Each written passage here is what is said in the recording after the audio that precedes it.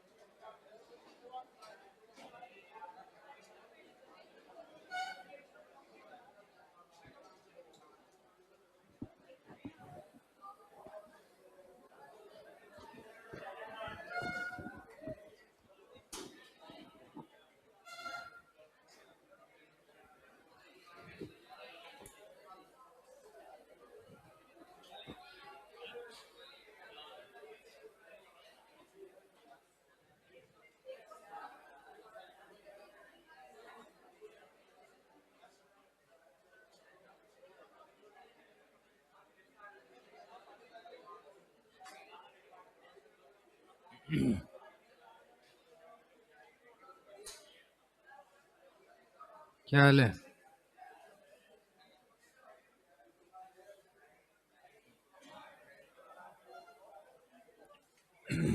चल गया? आज अभी आए हो गया?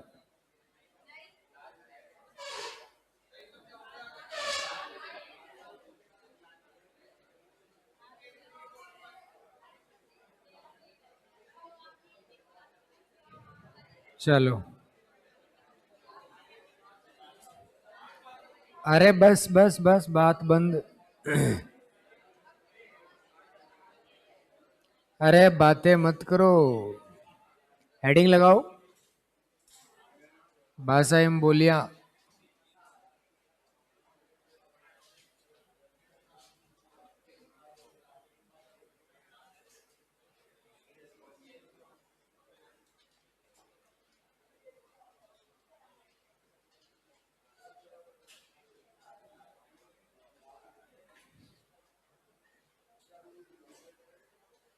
भाषा एवं बोलियां।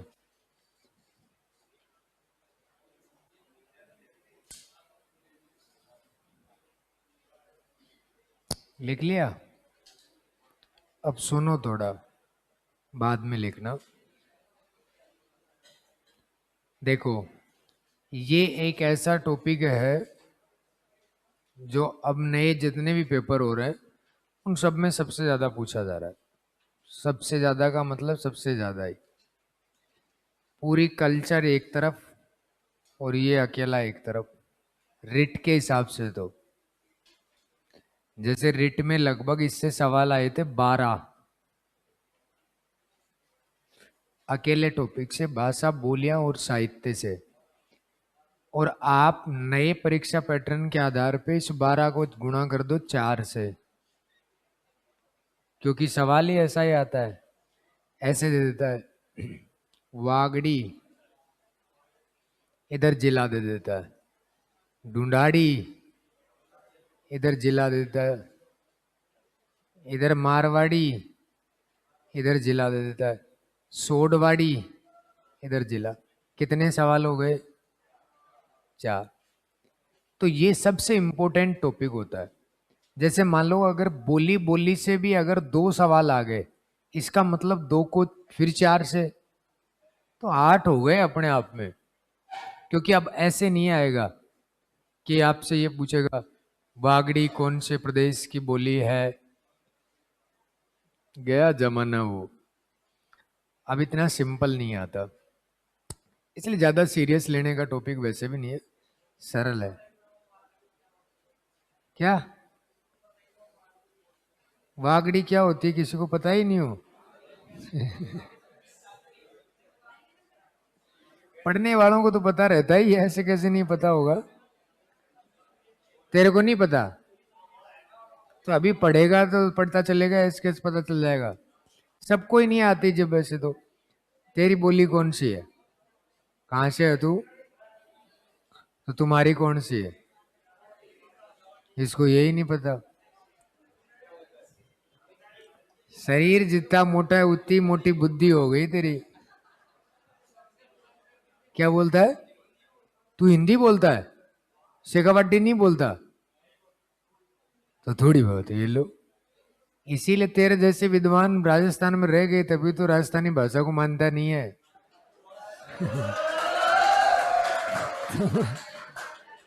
ये सबका ही होता है। क्या होता है देखो, इसकी रियलिटी क्या थी कि अब तो कुछ भी नहीं है। जैसे अभी ये सर मांग उठा रहे हैं, बढ़िया बात है, अच्छी बात है, क्योंकि वो बंदा भी अलग ही टाइप का है। करना भी चाहिए, अपनी खुद की भाषा के लिए चीजें होनी चाहिए। पर पहले भी बहुत सारे लोगों ने उठाई है। जैसे लक्ष्मी कुमारी चुंडावत जी सांसद रहे हुए हैं। उनकी किताबें इतनी अच्छी आती हैं, राजस्थानी भाषा की सबसे टॉप मोस्ट किताबें, 150 के आसपास किताबें हैं, जिनमें 70-80 तो मैंने देखी है, पढ़ी है। बाकी कई ऐसी हैं जो अपने सब्जेक्ट से जुड़ी हुई नहीं है और ना अपने वो काम की होती है, इसलिए हमने नहीं पढ़ी। नहीं, बाकी बहुत किताबें हैं। उन्होंने भी इस बात की मांग को रखा। तो ऐसा नहीं है कि यहाँ पे इस पे लोग देखने के लिए आए या पूछने के लिए आए कि नहीं आए। यहाँ पे रिसर्च भी किया गया कि एक्चुअल में यहाँ के लोग क्या बोलते हैं। पर अपने राजस्थान वालों की सबसे बड़ी समस्या ये है कि बाहर से कोई आदमी आया, अगर वो गाड़ी में बैठ गया है, थोड़े ढंग के कोट पैंट वगैरह पहन रखी है, तो वो तो ये जानने के लिए आ रहा है कि यहाँ की लैंग्वेज कौन सी है। भाई धरातल पे जानेंगे तभी तो वो चीजों को करेंगे कि भाई एक्चुअल में कौन सी बोलते हैं। तो जब कोई बाहर का व्यक्ति आता है तो अपने यहाँ के लोग क्या करते हैं, वो हिंदी बोलते हैं कि उनको ये लगता है कि इसको राजस्थानी समझ में नहीं आएगी, तो हम वो बोलेंगे ही नहीं। अरे तो क्या मतलब है, सामने वाले को हर चीज समझ में आए वो जरूरी थोड़ी होता है। और वो कौन सा अपना जवाई है जो उसको समझानी है। भाई भाषा ऐसी चीज है जिसमें आप खुद की बोलो। जैसे कई बार बच्चे यहाँ भी बोलते रहते हैं, पल्ले पड़ती है सबके, अपना कौन से पाकिस्तान के है, सबको समझ में आती है। जैसे मैं वागड़ी तक समझ जाता था, मेवाड़ में वागड़ी सबसे खतरनाक भाषा है। वागड़ी पल्ले कम पड़ती है। क्यों?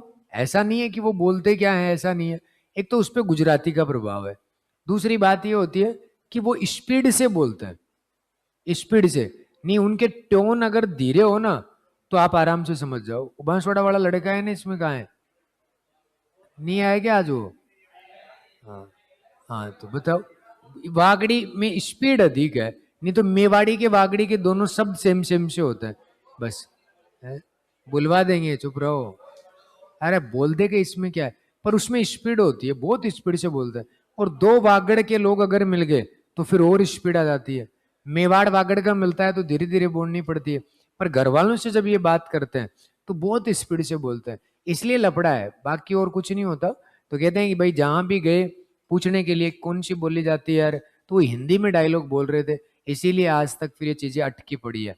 पर चलो बढ़िया है, लोगों के प्रयास से अगर कुछ हो जाए तो। पर एक लफड़ा और हो जाएगा यार, ये सबको पता है कि वो पेपर पेपर भी फिर मारवाड़ी में आने लगेंगे, है ना। फिर उसमें ये जो ढूंढाड़ के आसपास के लोग हैं ना, ये मात खा जाएंगे।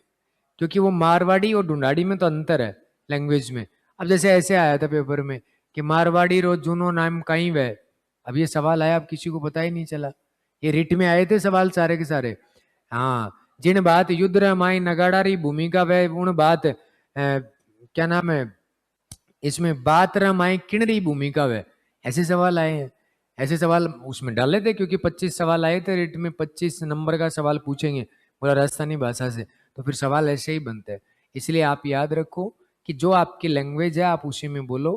पेपर चाहे किसी में आए वो दो तो ठीक है, पर अपनी खुद की भाषा नहीं भूलनी चाहिए। ये बात याद रखिएगा। जैसे अगली बात आती है भाषा और बोलियां। भाषा क्या होती है और बोली क्या होती है, इन दोनों में अंतर होता है। किसी को थोड़ा बहुत पता हो तो बता दो। बोली एक क्षेत्र विशेष में बोली जाती है, और भाषा बड़े भूभाग में बोली जाती है बस। और और कोई? बस, ठीक है भाई। अब देखो, ये बात भी इनकी बिल्कुल ठीक है कि भाषा बोली में अंतर क्या होता है, तो ये यही होता है। कौन आ गया? अरे तो तुम इसको मारोगे क्या? ऐसे पीछे पड़ जाते हो, बच्चा तो वैसे बेचारा ये। अगली बार घर जाके आए तो तू अपने वाले वो तीर लेके आना। एक ऊपर है, हाँ तो इनको फोड़ दे एक दिन। भील समुदाय का ही है क्या तू? हाँ वाह जी। तो देखो, तो भाषा जो होती है वो एक विस्तृत क्षेत्र में बोली जाती है, और बोली एक क्षेत्र विशेष की होती है, यानी कि छोटे एरिया में। पर ये कोई विश्वसनीय विशेषता नहीं होती इसकी, कि ये एग्जाम के लायक नहीं होती। आप एक बात को मानो, सीधी सी बात ही होती है कि जिसका भी व्याकरण होता है ना, व्याकरण, वो भाषा होती है। और जिसका व्याकरण नहीं होता है, वो बोली होती है। जैसे अपने पढ़ के आए अपन 5वीं 6वीं 7वीं 8वीं 9वीं 10वीं, तो उन सब में जैसे वागड़ के बच्चे हैं, तो क्या पेपर वागड़ी में देते थे? नहीं। किताबें क्या वागड़ी में चलती थी? नहीं। ढूंढाड़ी में चलती थी? नहीं। तो वो क्या है? बोली है, क्योंकि उसका व्याकरण नहीं है। क्या कह रहा है? कबीर के दोहे, वो दोहे अलग होते हैं, भाषा बोली नहीं होती उसकी। दोहों की तो भाई चौपाइयां होती हैं, चौपाई दो पाई ऐसे चलती हैं। इसलिए तो वो इनकी विशेष भाषा नहीं होती, वो तो अलग ही होती है उनकी। संस्कृत में होते हैं, या आप ये मानो कि मराठी, इनमें भी लिखे जाते हैं। अलग अलग क्षेत्र में अलग अलग चलती है। हिंदी भी में होते हैं वो, तो हिंदी भी होती है वो। पर वो चौपाई जो होती है वो हिंदी में लिख देंगे तो भी तो आपके लिए वो सेम सेम से ऐसी ही लगेगी। इसलिए तो उनकी कोई विशेष भाषा नहीं, वो हिंदी है होने को तो। पर वो चौपाई दो पाई इनमें चलती है तो अपने पल्ले नहीं पड़ती।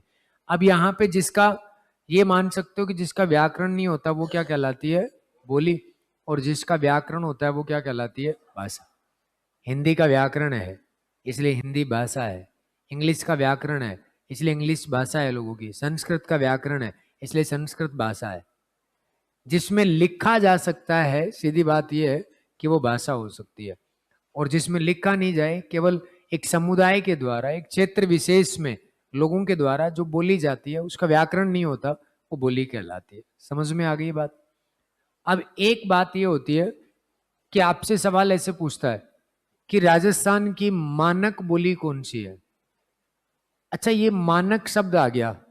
अब ऐसे तो मैं आपको बता दूं, मैं से मानक, मैं से मारवाड़ी है। मानक बोली कौन सी है? मारवाड़ी है। तो मानक का मतलब भी यही होता है वैसे देखा जाए तो, कि जिसका व्याकरण होता है वो क्या कहलाती है? मानक बोली कहलाती है। जिसका क्या होता है? व्याकरण। इसका मतलब मारवाड़ी का व्याकरण तो है भाई साहब, है। क्यों है? कैसे पता चला? क्योंकि अपने राजस्थान में जितना भी साहित्य लिखा गया है, तो सबसे बड़ा साहित्य, सबसे ज्यादा जो लिखा गया, वो चारण साहित्य है। और चारणों की अपनी खुद की व्याकरण है। तो वो चारण लिखते किस में थे? मारवाड़ी में। किस में लिखते थे? मारवाड़ी में। तो इसीलिए अपने मानक साहित्य यानी कि व्याकरण अगर किसी बोली का आएगा तो वो कौन सा आएगा? मारवाड़ी। इसीलिए केवल अकेली मारवाड़ी को क्या बोलते हैं? मानक बोली। क्या कहा जाता है? याद रह जाएगी क्या बात? ये तो ये भी आपको याद रखनी है कि राजस्थान की मानक बोली कौन सी आएगी? मारवाड़ी। अच्छा, आपसे पूछे कि राजस्थानी भाषा जो है, ऐसे सवाल आया हुआ है, राजस्थानी भाषा का जूना नाम, जूना नाम क्या था? जूना का मतलब होता है पुराना। जैसे आप एक किला पढ़ते हो जूनागढ़, तो जूनागढ़ जो है उसका नाम इसलिए जूनागढ़ है क्योंकि वो एक पुराने किले के ऊपर दोबारा से नया बना। पहले राव बीका ने बीकानेर बनवाया था, और उसके ऊपर ही, उसी के अवशेषों पे किले को विस्तृत बनाया गया राय सिंह के द्वारा। तो पुराने पे नया बना, इसलिए जूना कहलाता है। तो पुराना क्या कहलाता है? जूना। तो अपनी राजस्थानी भाषा का पुराना नाम क्या था? आपसे पूछ ले तो अपने यहाँ पर इसको बोलते हैं मरु। क्या? मरु भाषा। मरु भाषा क्यों भाई? ऐसा नाम ये क्यों बोलते थे? तो इसलिए कि ये राजस्थान जो है इसमें ये अरावली है, इस अरावली के इस तरफ का राजस्थान जो था वो अपना नहीं था, अपना राजस्थान ये था, इसलिए इधर की सारी बातें आएंगी। इसको क्या कहते थे? मरु प्रदेश। बोली हमेशा या तो प्रदेश के नाम से होती है या बोली हमेशा वहां रहने वाले लोगों के नाम से होती है। वागड़ी बोली है, वागड़ी का मतलब वगड़ा शब्द होता है, और वगड़ा शब्द कहां से आया? गुजरात से आया।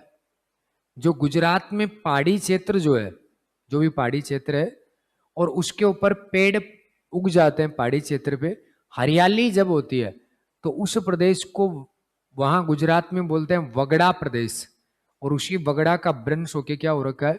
वागड़ी। तो इसीलिए तो कहते हैं पेपर में आता है कौन सी बोली ऐसी है जिसपे गुजराती का प्रभाव देखने को मिलता है, तो कौन सी आएगी? वागड़ी। बात पल्ले पड़ी? तो ये अच्छा, अभी उस वागड़ी को कहते हैं बिल्ली बोली। जब जॉर्ज अब्राहम गियर्सन भाषाओं पे अध्ययन कर रहा था तो सभी भाषाओं के बारे में जानकारी प्राप्त करने का प्रयास किया, तो उस भाषा पे भी जानकारी प्राप्त करने का प्रयास किया, तो जाके देखा वहां संख्या में लोग कौन रहते हैं? भील। तो उन्होंने कहा यहाँ तो ज्यादातर भील रहते हैं, डाटा वो निकाले तो, इसलिए इस बोली का नाम वागड़ी नहीं क्या होगा? भीली। फिर कर्नल टोड आया, और कर्नल टोड सबसे पहले मेवाड़ आया। मेवाड़ में भीलों की सेना हुआ करती थी। कर्नल टोड भीलों को बड़ा जानने का इच्छुक था। क्यों? क्योंकि कर्नल टोड ने जब अपने राजस्थानी मेवाड़ का साहित्य की किताबें जब पढ़ी, उसने उसको इंग्लिश में जब ट्रांसलेट करवाया गया था, है ना, एलपी टेसीटोरी से, तो उस समय उसने जानने का प्रयास किया, इसलिए कि भीलों का बड़ा अच्छा इतिहास लिखा गया मेवाड़ में। क्योंकि जो मेवाड़ का झंडा है उसमें एक तरफ तो राजपूत क्षत्रिय होता है और दूसरी तरफ भील पुंजा सेनापति जो है उनके वो होते हैं, और एक सूर्य का चित्र होता है। तो ये तीन चीज होती थी। तो उसको जानने की इच्छा इसलिए भी थी कि हल्दी घाटी के बारे में अब्दुल कादिर बदायूनी उसने खुद की पुस्तक में लिखा कि जब हम लड़ने के लिए गए थे हल्दी घाटी, उस समय में पता नहीं महाराणा के पास में ऐसी कौन सी सेना थी जो रात को भी हमें सोने नहीं देती थी।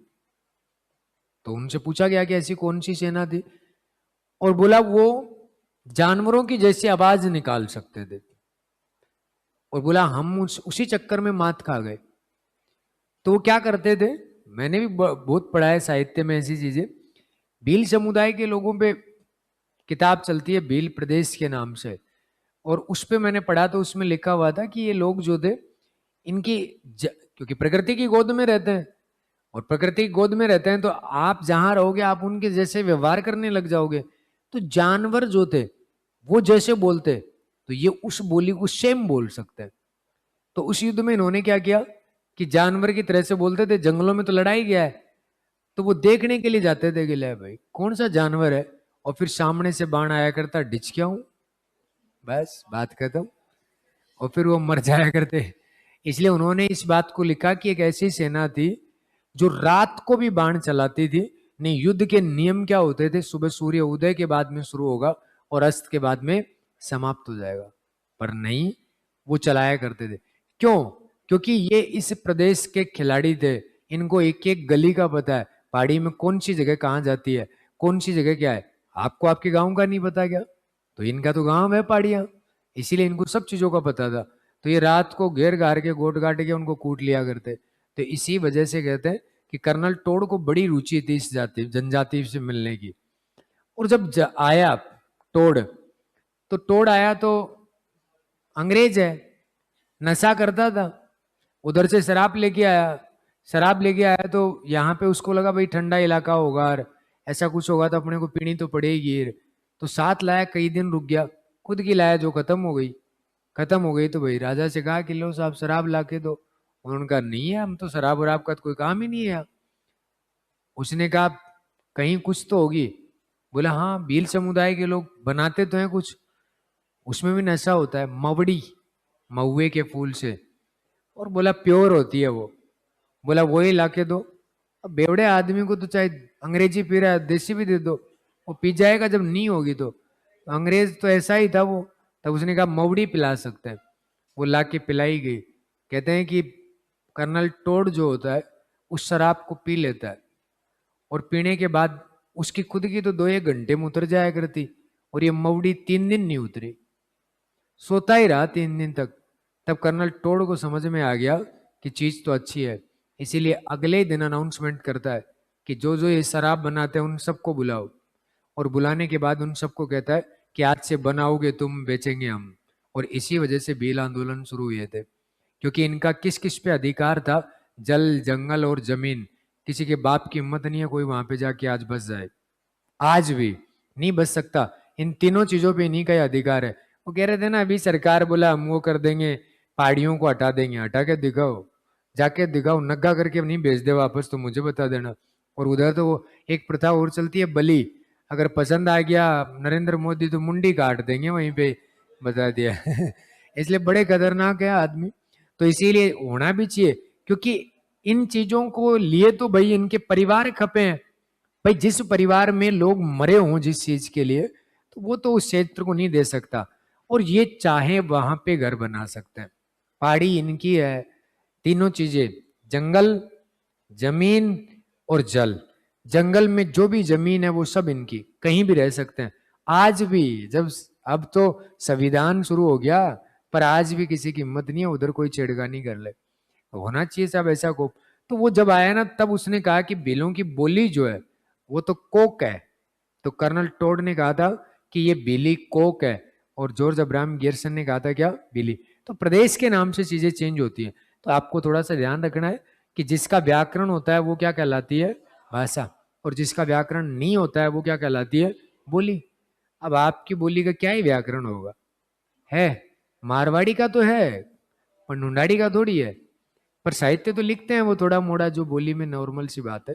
अब उसके बाद में यहाँ से मानक बोली कौन सी है, अरे बोलो, मारवाड़ी। राजस्थानी भाषा रो जूनो नाम कहीं वे मरु भाषा, कौन सा, क्योंकि राजस्थान कौन सा था, ये मरु प्रदेश, ये राजस्थान नहीं था, ये एकीकरण के बाद का है। इसीलिए इधर की बोलियों पे ज्यादा रिसर्च नहीं हुई, सारा इसी पे होगा। तो ये 2 4 बातें आपको आनी चाहिए। उसके बाद में अगली बात करते हैं। अपने यहाँ पर राजस्थानी भाषा दिवस जो होता है, राजस्थानी भाषा दिवस जो है वो कब मनाया जाता है, 21 फरवरी। ये सभी भाषाओं का ही दिवस है वैसे, राजस्थानी कोई विशेष नहीं है। इस सभी भाषाओं का दिवस 21 फरवरी को मनाया जाता है, ये यहाँ पे आप याद रख सकते हो। अब आपको एक तो रटो, 21 फरवरी, नहीं रटो तो ये रहा इसका उत्तर। राजस्थान में पहला 21 ही है, देख लो, 21 का जैसा ही तो है ये, इसलिए 21 फरवरी जो है वो राजस्थानी भाषा दिवस मनाया जाता है। उसके बाद में 1961 में जनगणना हुई।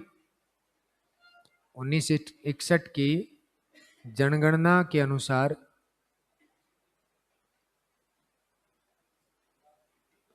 राजस्थान में 73 बोलियां बोली जाती थी टोटल। कितनी बोली जाती थी, ऐसे कैसे सवाल आता है सीधा का सीधा, कि 61 की जनगणना के अनुसार राजस्थान में कुल कितनी बोलियां बोली जाती थी, तो 73। उसके बाद में आपसे पूछे कि राजस्थानी भाषा का स्वर्णकाल, राजस्थानी भाषा का स्वर्णकाल यानी कि सबसे अधिक जिसमें साहित्य लिखा गया हो, सबसे ज्यादा लोगों के द्वारा बोली गई हो, तो वो स्वर्णकाल आता है 1650 से 1850 का काल। इसका मतलब आप समझ सकते हो कि 17वीं शताब्दी और 19वीं शताब्दी, इसके बीच का ये 200 साल का टाइम पीरियड जो है, इसमें सबसे अधिक राजस्थानी भाषा पे चीजें हुई है। क्यों भाई, क्योंकि अंग्रेज आ गए थे, और अंग्रेज जब आ गए तो हम लोग आजाद हो गए थे एक तरीके से। तो पहले अंग्रेज राजाओं के से डर था, जैसे मान लो कि आप हो मेवाड़ के और आपको नौकरी करने जाना है बीकानेर के राजा के यहाँ, तो सबसे पहले आपको वहां पर आपकी लैंग्वेज चेंज करनी होगी। जैसे अभी महाराष्ट्र ने नहीं किया गया कि जो महाराष्ट्र वाली बोलते हैं वो यहाँ रुकेंगे, बाकी सब महाराष्ट्र को छोड़ के चले जाएंगे। बोला ना? तो वही बात है कि पहले ऐसे ही होता था कि जो व्यक्ति हमारी लैंग्वेज जानता है वो राजा के यहाँ नौकरी करे। और बात सही भी है। आप जानते हो वागड़ी, आप नौकरी करने के लिए शेखावाटी वाले राजा के आगे, शेखावाटी वाला राजा सह सह करता है, आसीर जासीर खासी ये करता रह जाएगा, और तुम्हें सह का मतलब चैसी चासी पता नहीं क्या ही सोचो, और वो निर्देश दे शेखावाटी वाला कुछ और तुम कुछ और ही समझो। इसलिए सबसे पहले किसी भी प्रदेश में जाने से पहले वहां की लैंग्वेज आना जरूरी होता है। इसीलिए अभी सरकार ने ये कर दिया कि गवर्नमेंट स्कूलों में 8वीं तक उनकी मातृभाषा में पढ़ाया जाएगा। मातृभाषा का मतलब जो माँ जो सिखाती है, लोकल लैंग्वेज जो अपनी होती है, उसमें ही पढ़ाया जाएगा बच्चों को। तो इसलिए वो ज्यादातर कौन सी बोला करते थे उस समय में? ये राजस्थानी का स्वर्णकाल 1650 से 1850, याद रह जाएगी बात। तो ये याद रख लेना है। इस समय में सबसे ज्यादा साहित्य लिखा गया है, इस समय में लोग ज्यादा बोलने लग गए थे, तो ये बात भी आप याद रख सकते हो। तो उसके बाद में अगली बात आती है राजस्थान के सर्वाधिक भूभाग में बोली जाने वाली। तो भूभाग सबसे बड़ा कौन सा है? मारवाड़ है भूभाग, ढूंढाड़ है। जयपुर बड़ा है कि जोधपुर जैसलमेर बीकानेर बड़ा है? फिर जयपुर बड़ा है। सर्वाधिक भूभाग में बोली जाने वाली। अब एक बात और सुन लो, मारवाड़ी है ये तो, पर एक दिमाग में बिठा लेना, वो मैं भी लिखवाता था। अभी इसने सवाल पूछा है, इसने क्या नाम है अधीनस्थ बोर्ड ने रिट में, और उसको वैसे डिलीट करना चाहिए उस सवाल को, तो क्योंकि इनकी मूल किताबों में दे रखा है कि सर्वाधिक लोगों द्वारा बोली जाने वाली ढूंढाड़ी है, क्योंकि ढूंढाड़ में ज्यादा लोग, जनसंख्या ज्यादा रहती है, पर अभी उसने मारवाड़ी को माना है। अब कारण ये भी हो सकता है, मारवाड़ी को इसलिए मान लिया कि जोधपुर, बीकानेर, जैसलमेर, नागौर, चूरू के आसपास वाला, गंगानगर के आसपास वाला, नीचे जालोर, बाड़मेर, सिरोही के आसपास वाला, पाली, ये सब मारवाड़ के हिस्से हैं। और यहाँ जनसंख्या खूब रहती है, जयपुर से तो ज्यादा ही हो जाएगी इन सबको मिला के, इसलिए उन्होंने मारवाड़ी को माना है। और ये बच्चों का सवाल गलत भी हुआ है, इस बात का सरकार को दुख बिल्कुल नहीं है। इनकी खुद की किताबों में लिखा हुआ था तो मास्टर क्या ही करेगा, मास्टर तो लिखवाएगा ना, गलत लिखते हो तो गलत भी लिखवाता ही है, तो मजबूरी है इनके अकॉर्डिंग अपडेट होना ही पड़ता है। पर ये अब की बार इन्होंने मारवाड़ी को माना है, तो थोड़ा सा याद रखिएगा। उसके बाद में आपसे पूछे कि राजस्थान की मानक बोली कौन सी होगी, तो मानक बोली जो है वो भी कौन सी आएगी? मारवाड़ी। ठीक है। राजस्थान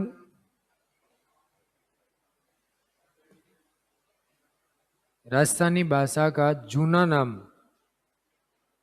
क्या है?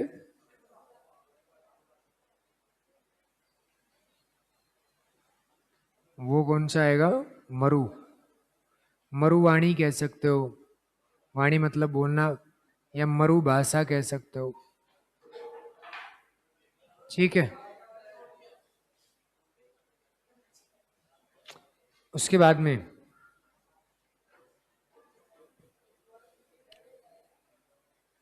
तो ये एक बार बताओ दिखा, राजस्थानी भाषा दिवस कब मनाया जाता है? 1966 की जनगणना के अकॉर्डिंग 73 बोलिए। राजस्थानी भाषा का स्वर्णकाल 1650 से 1800। सर्वाधिक भूभाग में मारवाड़। राजस्थान की मानक बोली, राजस्थान भाषा का जूना नाम मरुवाणी। याद रह जाएगी क्या बात? अब बोलो दिखा। तो इसका राजस्थानी भाषा जो है इसका दिवस कब मनाया जाएगा? 21 फरवरी को। उसके बाद राजस्थानी भाषा जो है उसका प्राचीन नाम क्या है? मरु भाषा। सर्वाधिक भूभाग में कौन सी बोली जाती है? मानक बोली कौन सी है? 61 की जनगणना के अनुसार कुल बोली 73 बोलियां बोली जाती है। ठीक है, ये दो चार बातें एक बार याद रखनी है, और ये लिखो दिखा एक बार।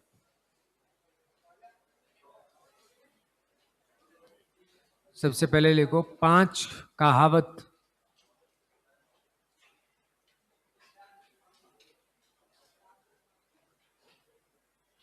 5 कोस पर पानी बदले।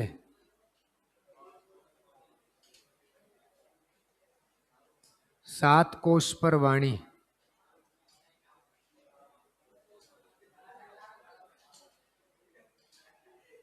लिखो कहावत। 5। अरे छोरे बात नहीं रे। ओ क्या कह रहे हैं?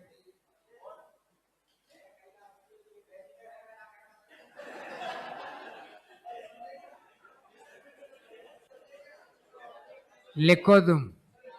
अरे बंद करो। लिखो कहावत लिखो। 5 कोस पर पानी बदले, 7 कोस पर वाणी।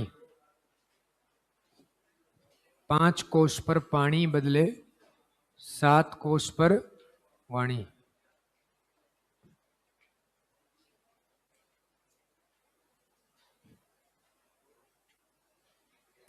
लिख लिया?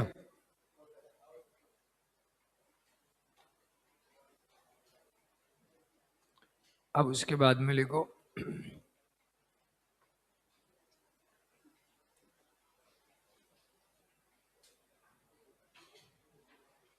जिसका व्याकरण होता है उसे भाषा कहते हैं।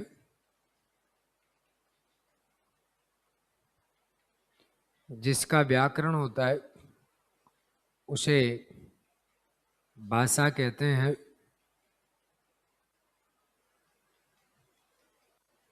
जिसका व्याकरण होता है उसे भाषा कहते हैं। जिसका व्याकरण नहीं होता उसे बोली कहते हैं। जिसका व्याकरण नहीं होता उसे बोली कहते हैं।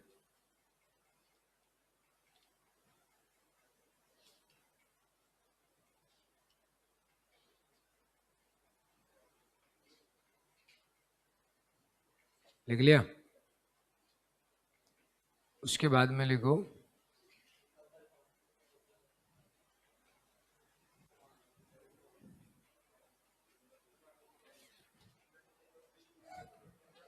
भाषा एक विस्तृत क्षेत्र में बोली जाती है। भाषा एक विस्तृत क्षेत्र में बोली जाती है।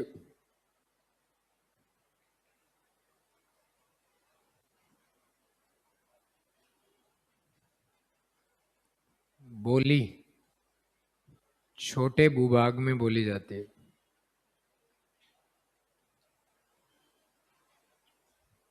बोली छोटे भूभाग में बोली जाती है।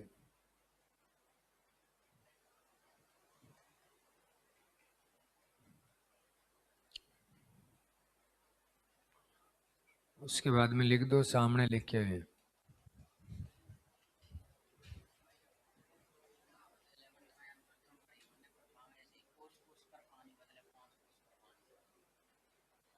सही है,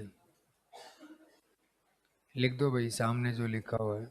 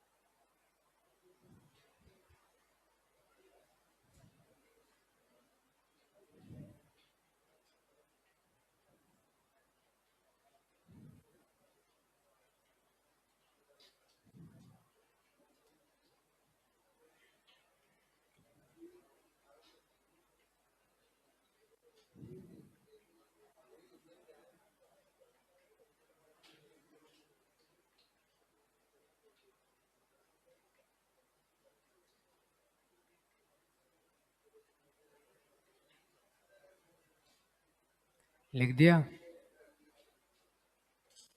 सबने लिख दिया क्या?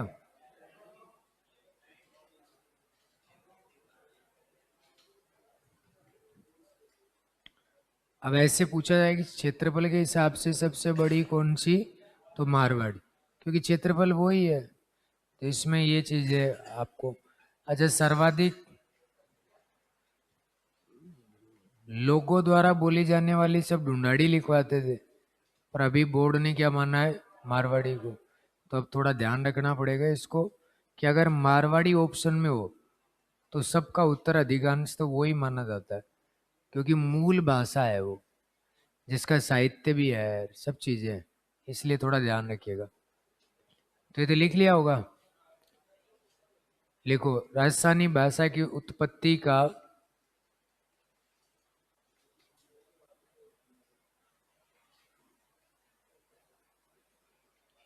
राजस्थानी भाषा की उत्पत्ति का समय 12वीं शताब्दी का अंतिम चरण माना जाता है। ये ग्रेड सेकंड में आया हुआ सवाल है। राजस्थानी भाषा की उत्पत्ति का समय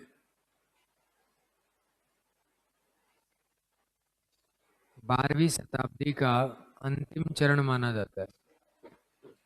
उत्पत्ति का समय 12वीं शताब्दी का अंतिम चरण माना जाता है। 12वीं शताब्दी का अंतिम चरण माना जाता है।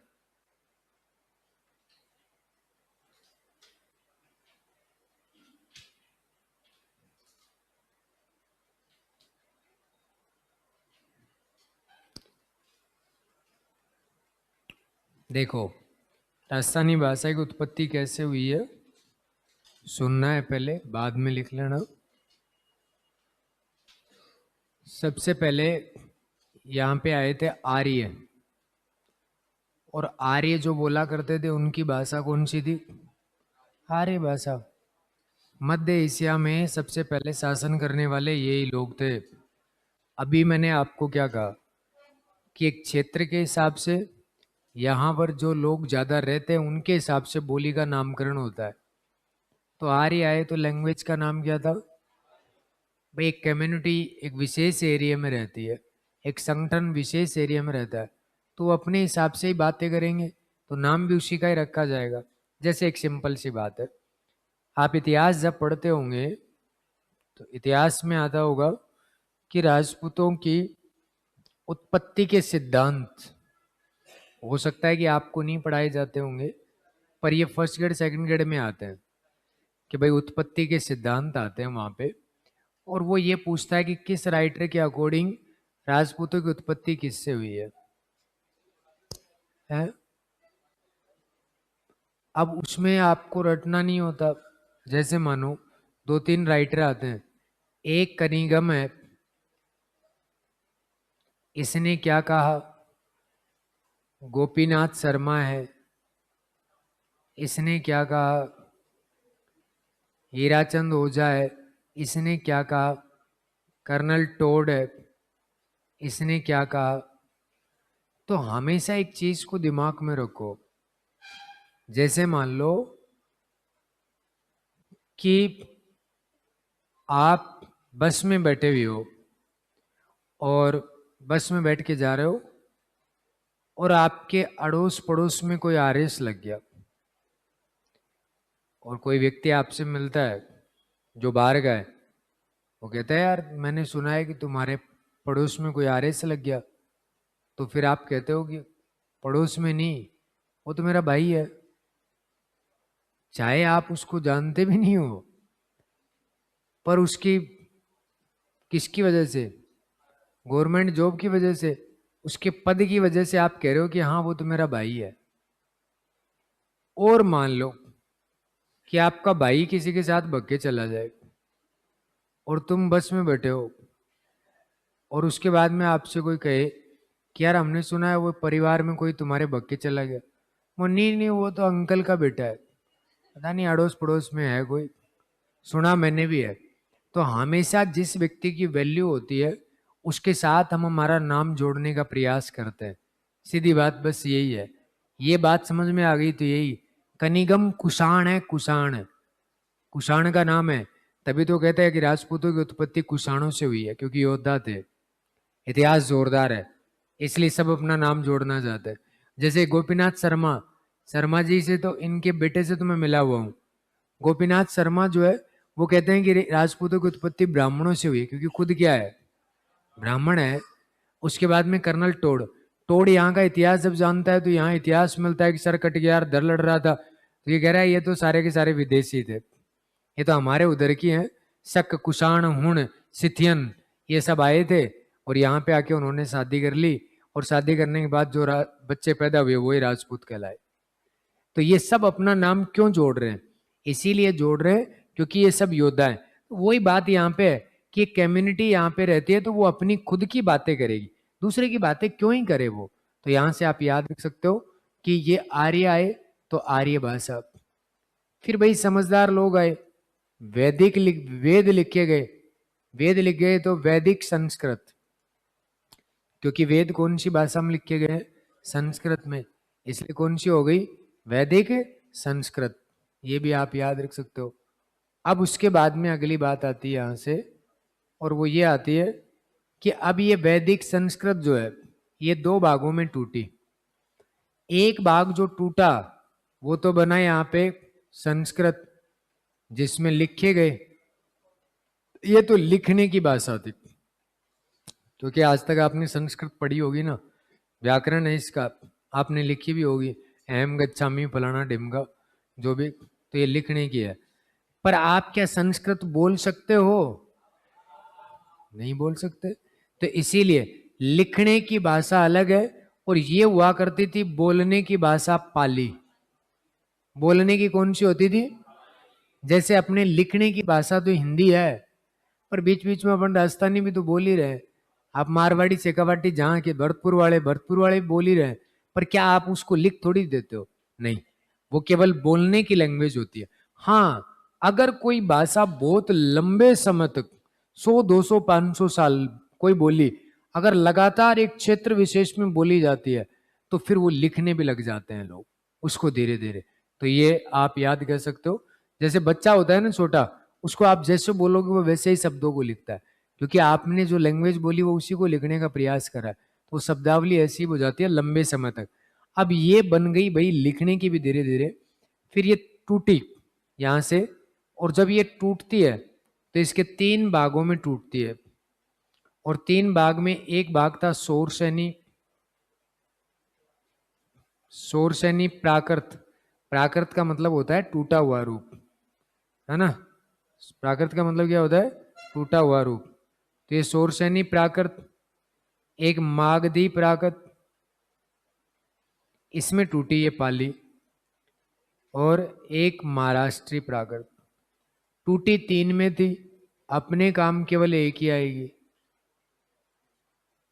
अपने केवल शौरसेनी प्राकृत की बातें आएंगी, बाकी किसी की नहीं आती। तो शौरसेनी प्राकृत टूटी, फिर गुजरी अपभ्रंश में, कौन से में, गुजरी अपभ्रंश। अच्छा, अपभ्रंश का मतलब पता है क्या होता है, अपभ्रंश का मतलब होता है कि सरल, टूटा हुआ रूप तो होता है, क्या अपभ्रंश हो गया मतलब टूट गया, मतलब सरल लैंग्वेज। आप जैसे किताबों की लैंग्वेज अलग होती है, हम आपको अपभ्रंश शैली में ही पढ़ाते हैं, इसका मतलब जो सरल होता है ना उसको अपभ्रंश कहते हैं, जो आपको अच्छी लगेगी वो अपभ्रंश शैली कहलाती है। कठिन चीजें जो अच्छी नहीं लगती वो अपभ्रंश नहीं, आप खुद से क्या बोलते हो वो अपभ्रंश कहलाती है।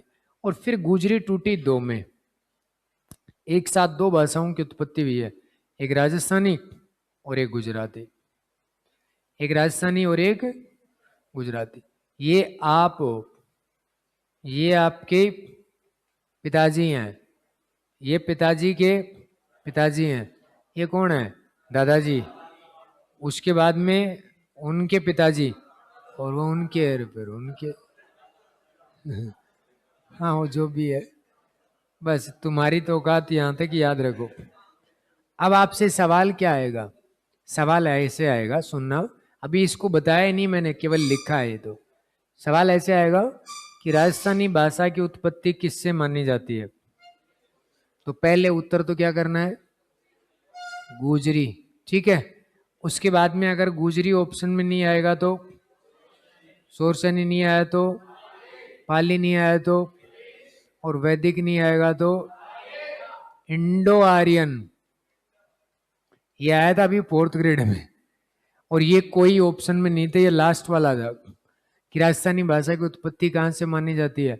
अब ये सवाल कभी आरएस में नहीं आया, इतना ऊपर जाके गुजरी अपभ्रंश तक ही रुक जाता है, पर ये यहाँ पे पूछ लिया इंडो आर्यन 4th ग्रेड में, क्योंकि इंडो आर्यन का ये आर्य, आर्य वैसे देखा जाए तो कोई भाषा नहीं होती, आर्य एक समूह होता है।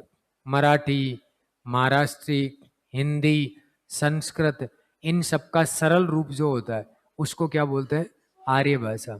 यानी कि ये विशेष भाषा अकेली नहीं है, इसमें सब लोग समाहित है, क्योंकि आर्य प्रदेश में जिसमें रहते थे तो सब तरह के लोग रहते थे, उनकी लैंग्वेज अलग अलग थी, तो उन सब की लैंग्वेज को मिला के एक भाषा बना दी आर्य भाषा, कि भाई वो आर्य तो है पर ये उन्हीं के भूभाग में रहने वाले हैं।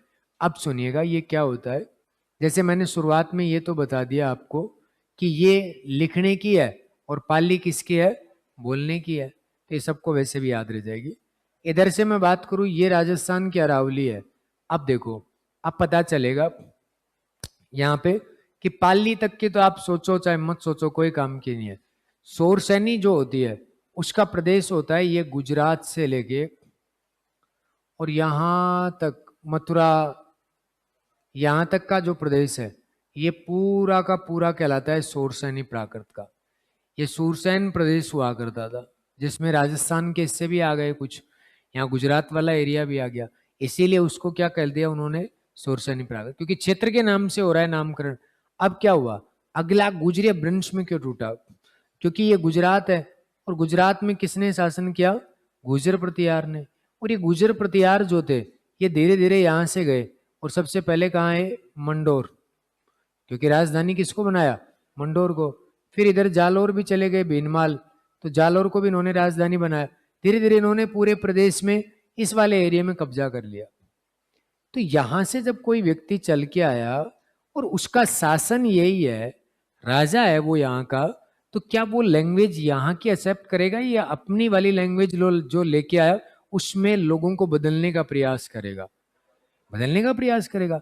आज आपका शासन अगर आ जाए तो तुम तो कल ही बदल दो कि नहीं हम तो हमारी ही बुलवाएंगे, लो कर लो क्या करोगे। तो इसलिए यही है, तो ये गुजर शासन करते थे, इसलिए इनका शुद्ध रूप यानी कि इनका वो रूप जो हमें आता था, जो हमें आता था, हम जिसको सीख सकते थे, उसको हमने कह दिया गुजरी अपभ्रंश। क्या कह दिया, गुजरी अपभ्रंश। और ये डायरेक्ट गए कहाँ, राजस्थान, तो दूसरी कौन सा नाम हो गया, राजस्थानी। तो ये बात आप याद रख सकते हो कि एरिया के हिसाब से इसको बोलते हैं। अब आप कहोगे कि सोरसैनी प्राकृत का ही क्यों प्रभाव पड़ा, तो इसलिए क्योंकि ये वाला भूभाग जो है ये सूरसैन प्रदेश है। आप कहो कि इसका प्रभाव क्यों नहीं पड़ा, क्योंकि ये राजस्थान से दूर है, बिहार की होती है, मगध तो बिहार था, अब बिहार की लैंग्वेज का इधर प्रभाव क्यों होगा, तो ये इसका प्रभाव नहीं रहा। महाराष्ट्र की बात करो तो महाराष्ट्र गुजरात के नीचे है, राजस्थान से कहीं टच ही नहीं कर रहा, टच ही नहीं कर रहा, तो इसका प्रभाव कैसे पड़ सकता है। जैसे जो एरिया जिस जगह पे टच करता है उसी एरिया की, अभी आप चले जाओ सीकर, झुंझुनू, चूरू, इसमें आधे में तो क्या नाम हरियाणवी बोली जाती है, क्योंकि एरिया ही वही है। अब आप कहो कि वो हरियाणवी बोलते हैं, कभी सीकर झुंझुनू वाले मेवाड़ी थोड़ी बोलते हैं, वो वागड़ी थोड़ी बोलते हैं, क्योंकि आपके एरिया के टच में ही नहीं है। तो ये दोनों तो एरिया के टच में ही नहीं है, तो बहुत दूर है, आपके भूभाग के टच में नहीं है, तो कैसे बोली जाएगी। आपके टच में कौन सा है, सोरसैन प्रदेश है, जो बिल्कुल राजस्थान के बीचों बीच से जा रहा है, गुजरात से मथुरा तक का भाग जो है उसको कहा करते पूरे एरिया को, तो वहां पर जो लोग बोलेंगे उसका नाम सोरसैनी प्राकृत। और प्राकृत और अपभ्रंश एक ही शब्द होता है, कि जो उस भाषा की जो मुख्य भाषा है उसके भी सरल करके जो बोलेंगे वो कहलाता। तो यहां से ये गुजरी क्यों बनी, क्योंकि शासन उन्होंने किया इसलिए ये गुजरी बन गई। और फिर उसके बाद में कौन सी, राजस्थानी। अब एक बार मुझे बता दो, सबसे पहले पहले कौन सी थी, आर्य, फिर उसके बाद में यहाँ पे ग्रंथ किसमें, वैदिक में, तो कौन सी, वैदिक संस्कृत, बोलने की कौन सी, पाली, और लिखने की संस्कृत। फिर वो टूटी किसमें, सोरसैनी प्राकृत, सोरसैनी प्राकृत टूटी किसमें, गुजरी अपभ्रंश। फिर कितनी भाषाओं का उद्भव हुआ, दो, एक राजस्थानी और दूसरा, और उसका कारण मैंने समझा दिया, समझ में आ गई बात। उसके बाद में अगली बात सुनिएगा, राजस्थानी भाषा जो है इसके विकास के 4 चरण है। पहले भी मैंने बता दिया, विकास के कितने चरण है? 4 चरण है। ये आता है पेपर में। नंबर 1 चरण ये है जो अभी आपने देखा कि सबसे पहले किससे बनी है राजधानी? गुजरी अपभ्रंश से, ठीक है। उसके बाद में दूसरी, अपन इतिहास पढ़ते हैं ना, तो कौन कौन सा इतिहास पढ़ते हो? प्राचीन। दूसरा कौन सा पढ़ते हो? मध्यकालीन। और तीसरा कौन सा पढ़ते हो? बस तो ये याद रखना है, प्राचीन राजस्थानी और मध्यकालीन राजस्थानी और आधुनिक राजस्थानी। और आधुनिक का दूसरा नाम होता है अर्वाचीन, ये भी आधुनिक ही होता है। ये दोनों की बात, तो ये प्राचीन राजस्थानी और ये मध्यकालीन राजस्थानी और ये आधुनिक राजस्थानी, तो ये भी आप याद रख सकते हो। और अब आप देखो, आपको याद रखना है इसकी सदी कि कब से कब तक का। तो गुजरी में क्या आता है? 11 में भी, तो 11 से 13वीं सदी जो है, इसके बीच का समय कौन सा माना जाता है? गुजरी अपभ्रंश का। फिर आता है साहब 13 से 16, 13 से 16, फिर 16 से 18 और 18 से अब तक, 18 से अब तक। अब तक की जो भाषा है इसको आधुनिक राजस्थानी कहते हैं, क्योंकि आधुनिक का मतलब ये है, जैसे आज आप फिल्म देखने के लिए चले गए, कोई पंजाबी देख के आ गए, आप अगले 5 दिन पंजाबी के डायलॉग बोल रहे हो। किसी ने 2 अक्षर आपको सिखा दिए व्हाट्सएप पे इंग्लिश के, तुम उसको बार बार बोल रहे हो। किसी ने कुछ और सिखा दिया, आप उसको बोल रहे हो। मतलब ये बिगड़ा हुआ रूप जो होता है उसको आधुनिक कहते हैं। यहाँ पे कोई भी व्यक्ति ऐसा नहीं जो प्योर राजस्थानी बोलता हुआ और हमेशा उसके एरिया की बोलता हुआ, नहीं। जैसी चीजें देखते हैं उसी के डायलॉग बोलते हैं। ऐसे वो सॉन्ग आया था ना, वाई दिस कोलावेरी दी, समझ में ही नहीं आ रहा, पर जनता फिर भी गा रही है। उसका मतलब आज तक नहीं पता चल रहा कि क्या होता है, पर फिर भी गा रही है। तो वही बात है कि हम जिस क्षेत्र में अब रहते हैं, यहाँ आधुनिकता आ गई हम पे और हम कुछ भी बोले जा रहे हैं। तो ये आप याद रख सकते हो। तो ये इसका टाइम पीरियड है। तो भाषा के विकास के कितने चरण है? 4। पहला कौन सा है? गुजरी अपभ्रंश। दूसरा प्राचीन राजस्थानी। तीसरा मध्यकालीन। चौथा आधुनिक। गुजरी कब से कब तक का था? 11 से 13, 13 से 16, 16 से 18, 18 से, सबसे पहले कौन सी बोली गई? आर्य। आर्यों के बाद वैदिक। फिर कौन कौन से भाग? पाली और संस्कृत। बोलने की कौन सी? और लिखने की? पाली टूटी किसमें? सोरसनी प्राकृत। 3 टन छोड़ो, आपको काम जो है वो याद रखो। कौन सी प्राकृत? सोरसनी प्राकृत। उसके बाद वो टूटी किसमें?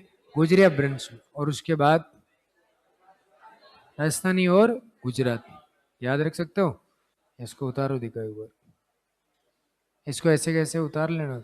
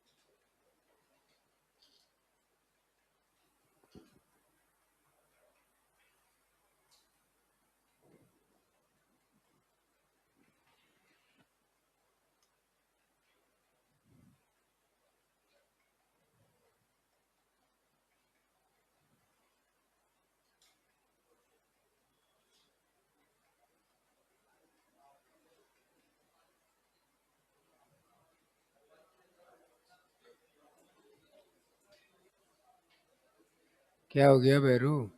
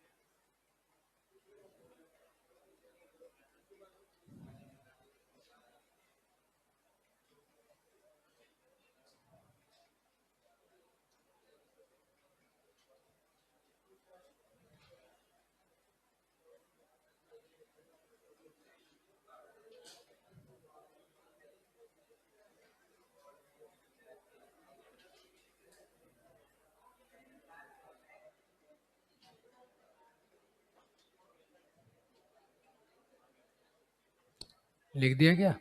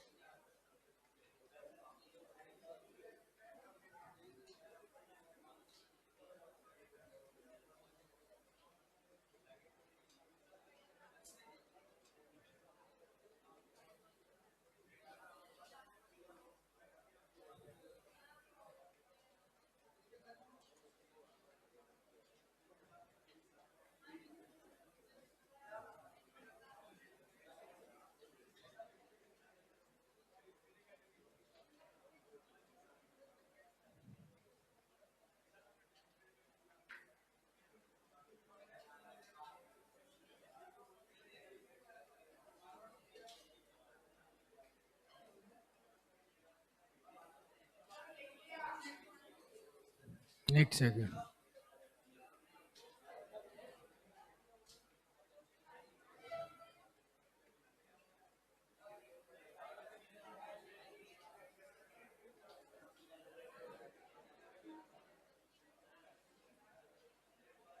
क्या? अरवा, अरवा चीन।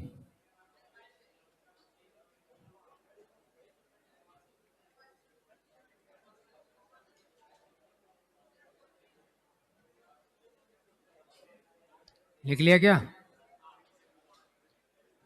उसके बाद में देखो, बस बातें नहीं भाई।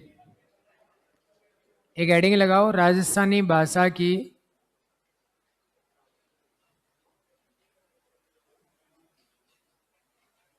उत्पत्ति के मत।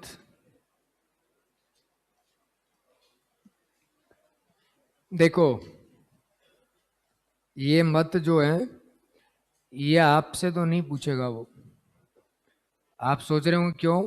क्योंकि 10th में एक आधा मत दे रखा है, बाकी सबका नहीं दे रखा, इसलिए आपसे नहीं पूछ सकता। ये सब ग्रेड फर्स्ट में सेकंड में इनमें आता है। अब इसमें बहुत सारी चीज़ें जो होती हैं वो अलग अलग भी होती हैं। आरबीएससी किताबों में अलग है और जो हुकमचंद जैन साहब है जो उनकी में अलग है।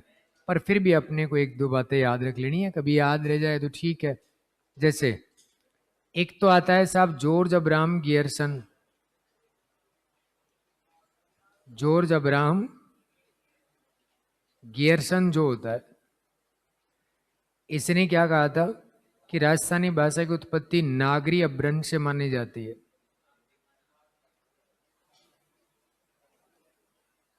ठीक है। उसके बाद में एक आता है मोतीलाल मेनारिया।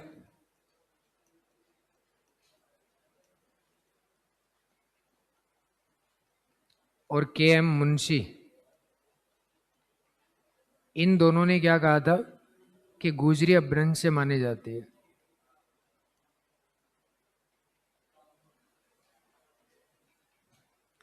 और एलपी टेसिटोरी।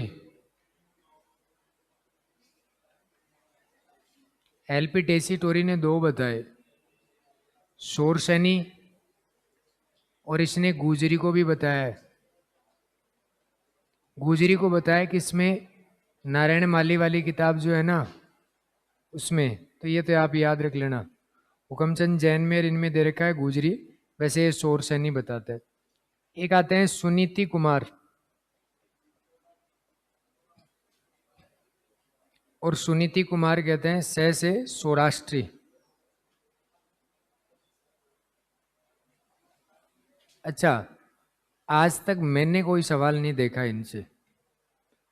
आरपीएससी जरूर पूछती है क्योंकि उनकी किताबों में ये दे रखा है, इसलिए आपके इनसे कोई सवाल नहीं आएगा। आपके सवाल आएंगे विविध नाम से, और विविध नाम 4 दिए हैं अलग अलग लोगों ने। थोड़ा सा ध्यान रखो। देखो, जॉर्ज अब्राहम गियर्सन, पूरा नाम बोलना और लास्ट का शब्द पकड़ना कि उसी से ही बना रखा है, बाकी में नए नए किसी में भी नहीं है। बताओ है क्या? अगर आ जाए तो ये पूछ सकता है एक तो, क्योंकि इसने भाषाओं का वैज्ञानिक विभाजन किया है इसलिए। दूसरी बात आती है सुनीति में, इस सह को याद रखो, सौराष्ट्री हो गया। टेसिटोरी ऐसे याद रखो, शोर करता है। मोती और मुंशी, मोती और मुंशी दोनों ने क्या बताया? गुजरी। लास्ट में बचे ही यही का, बस एक ही बात याद रखनी है। तो यहां से ये थोड़ा सा आपको पता होना चाहिए। जॉर्ज अब्राहम गियर्सन क्या बताता है? मोती मुंशी क्या बताते हैं? गुजरी। और टेसिटोरी शोरसैनी और गुजरी बताता है। और उसके बाद में ये सुनीति कुमार ने सौराष्ट्र क्या कहा था? सौराष्ट्र। अच्छा, उसके बाद में अगली बात आती है, ये आता है आपके कि राजस्थानी भाषा के विविध नाम। बड़ा सिंपल है, कुछ नहीं है, सुन लो, बाद में लिखना, बातें नहीं। देखिएगा, सबसे पहले यहाँ पे आया था उदोतन सूरी, क्योंकि ये गुर्जर प्रतिहार के टाइम में आ गया था। और उदोतन सूरी ने जो ग्रंथ लिखा शायद सबको पता होगा, कुवल्यमाला। कौन सा आता है? कुवल्यमाला। और कुवल्यमाला ग्रंथ में उदोतन सूरी ने लिखा कि यहाँ इस भूभाग में कौन सी बोली बोली जाती, कौन सी? और कुवल्यमाला में सवाल ये आता है कि कितनी देसी भाषाओं का, 18 देसी भाषाओं का उल्लेख कौन से ग्रंथ में मिला? तो कुवल्यमाला। ये भी आप याद रख सकते हो। तो ये 2 फैक्ट है इसके जो आपको याद रखना है। अभी मैं लिख रहा हूँ, फिर समझाऊंगा। फिर आए यहाँ पे अबुल फजल। और जैसे ही अबुल फजल आए तो अकबुल फजल अकबर का दरबारी था, इसलिए इन्होंने क्या लिखा था? आईने अकबरी। भाई अकबर के दरबार में ऐसे तो लिख नहीं सकता कि आईने प्रताप, तो ये तो दांत तोड़ दे उसके। तो यही बात है, आईने अकबरी, अकबर के टाइम में लिखा। और इसमें कहा इसने कि इधर कौन सी बोली बोली जाती थी? मारवाड़ी। फिर उसके बाद में एक बंदा आता है जिसका नाम आता है कुशल लाभ। क्या नाम है? कुशल लाभ। और कुशल लाभ ने लिखा पिंगल शिरोमणि।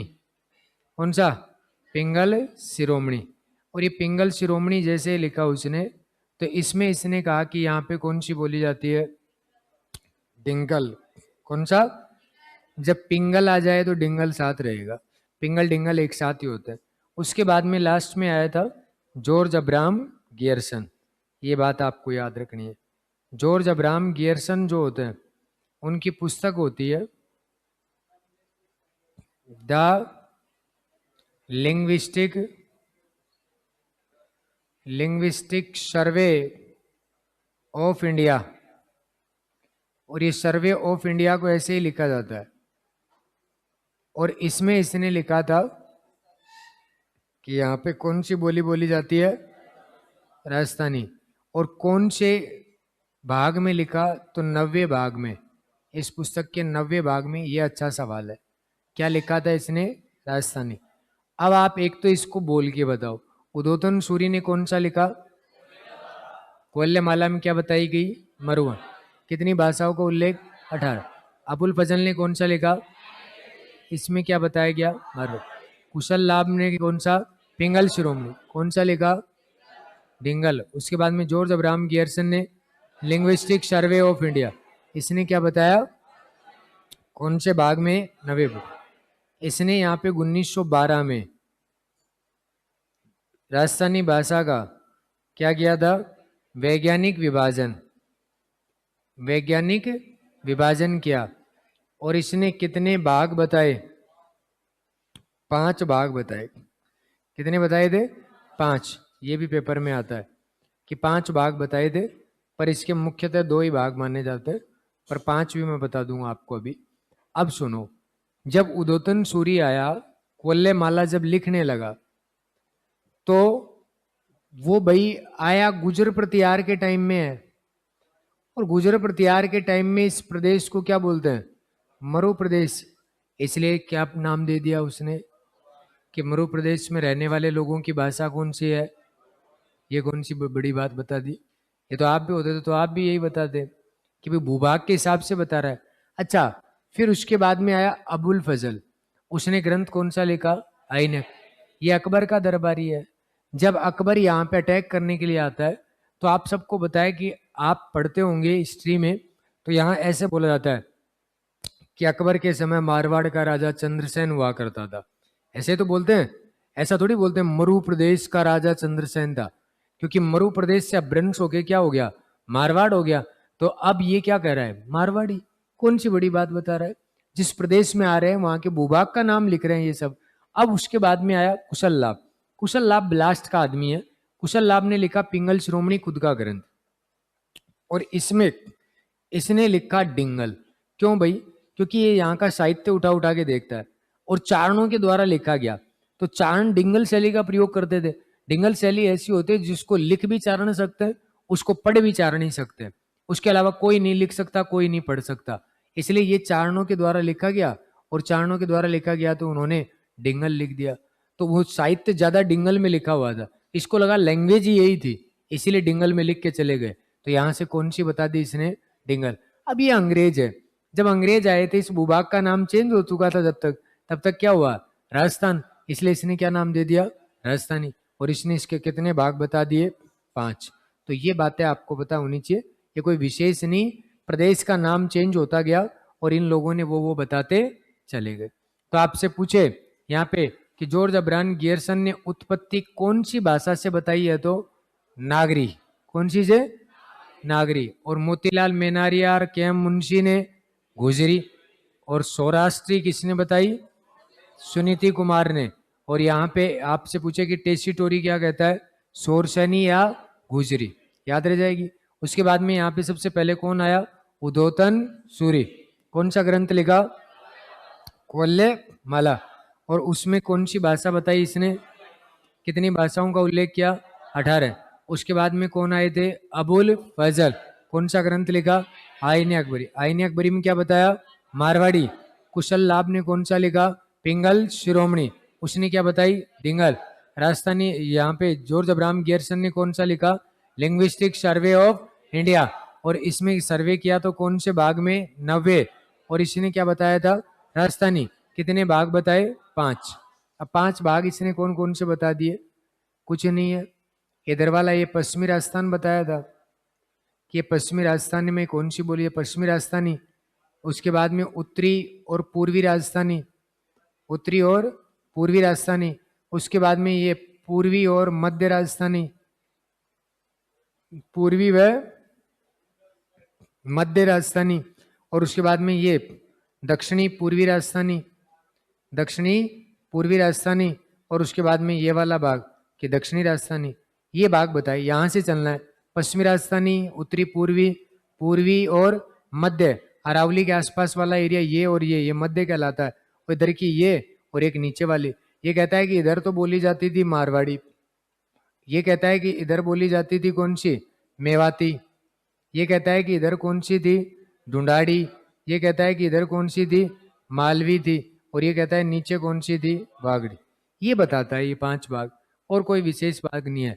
उसके बाद में आपसे पूछता है कि यहाँ पे एक आते हैं नरोत्तम, और नरोत्तम ने यहाँ पे कितनी बोलियां बताई थी, 4 भाग बताए। कितने, 4, है ना।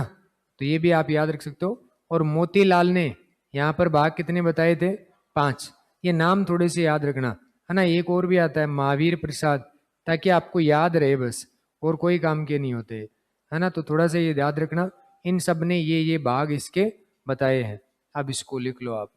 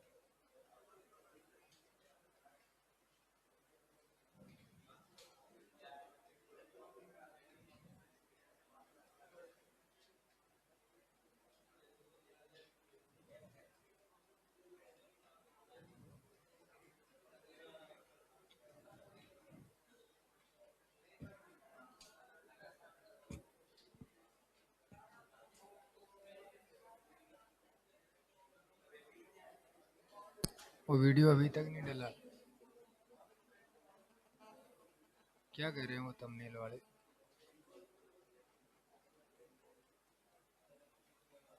ये क्या हुआ इसमें? ये नीरज सर क्यों मना कर रहे थे?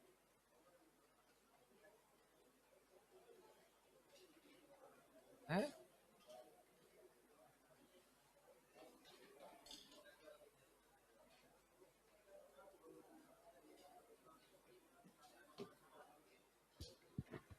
लिख दिया क्या? तो गुस्सा क्यों हो रहे हो?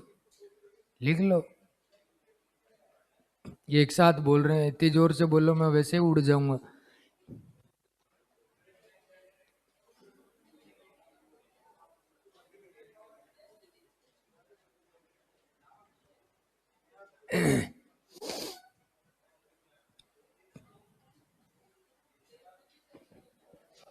तेरे से बुटाटी धाम कितनी दूर है भाई?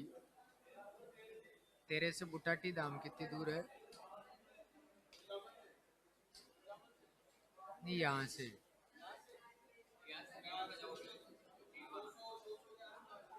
200। तो उससे पहले कौन सा मंदिर बढ़िया है नागौर में? चार भुजा जी का। चार भुजा जी का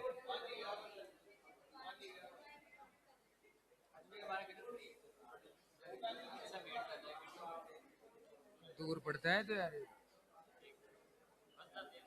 है? बस से नहीं जाना ना, गाड़ी से जाऊंगा मैं तो।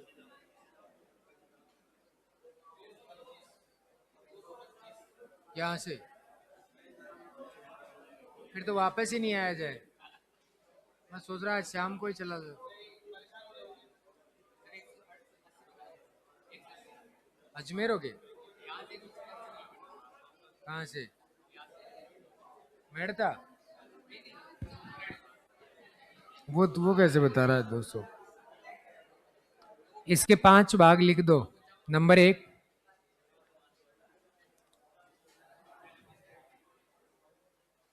लिखो उत्तरी पूर्वी, सॉरी पश्चिमी राजस्थानी।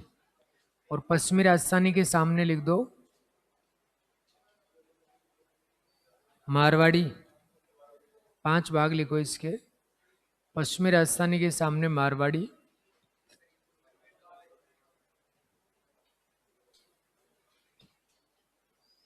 दूर है फिर तो।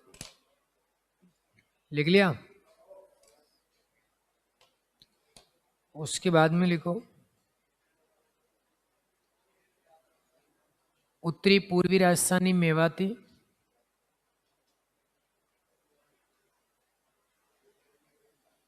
उत्तरी पूर्वी राजस्थानी मेवाती।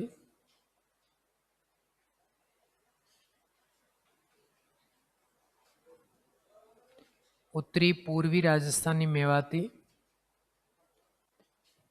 पूर्वी मध्य राजस्थानी। पूर्वी मध्य राजस्थानी। पूर्वी मध्य मध्य राजस्थानी। ढूंढाड़ी। ढूंढाड़ी है इधर।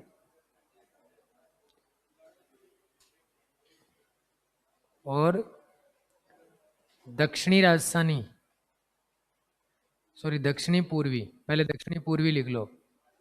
दक्षिणी पूर्वी राजस्थानी मालवी। दक्षिणी पूर्वी राजस्थानी कौन सा बताया? मालवी।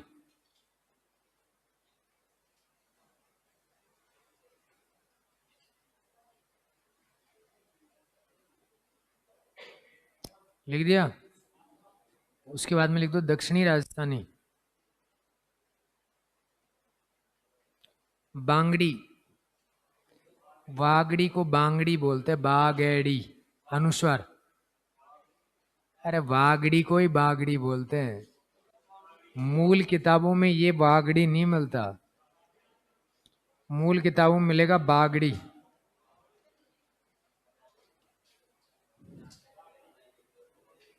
दोनों लिख लो तुम। अनुस्वार मत लगाना बस। अगर आपने अनुस्वार लगा दोगे तो लफड़ा हो जाएगा, बाकी कोई समस्या नहीं। लिख दिया? उसके बाद में लिखो, नरोत्तम जोशी के अनुसार राजस्थानी भाषा को 4 भागों में बांटा जाता है। नरोत्तम जोशी के अनुसार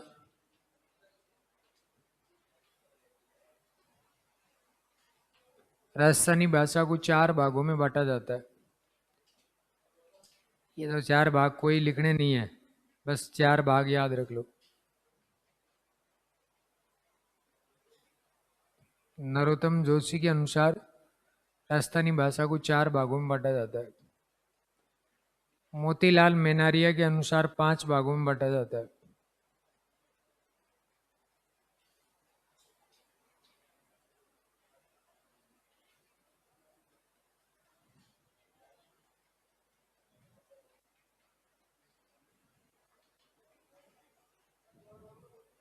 मोतीलाल मेनारिया के अनुसार 5 भागों में बांटा जाता है। और अन्य नाम एक लिख के छोड़ दो, महावीर प्रसाद। क्योंकि कभी ऐसे सवाल आता है कि किस व्यक्ति ने भाषा पे काम ही नहीं किया।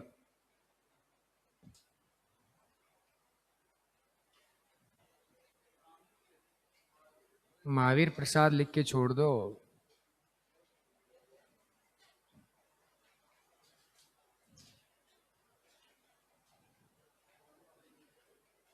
लिख लिया? एक बार कॉपी बंद करो, दिखाओ।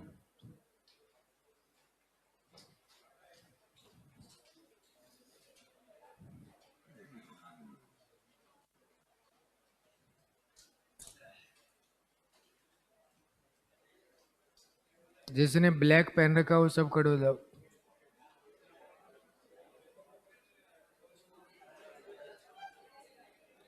पैंट शर्ट कुछ भी पहन रखी है, सब खड़े हो जाओ।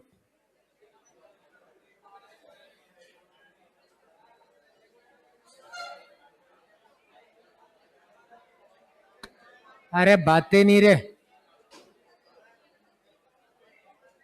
बातें नहीं।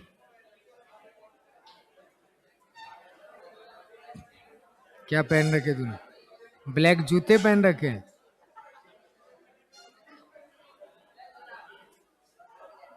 क्या पहन रखे?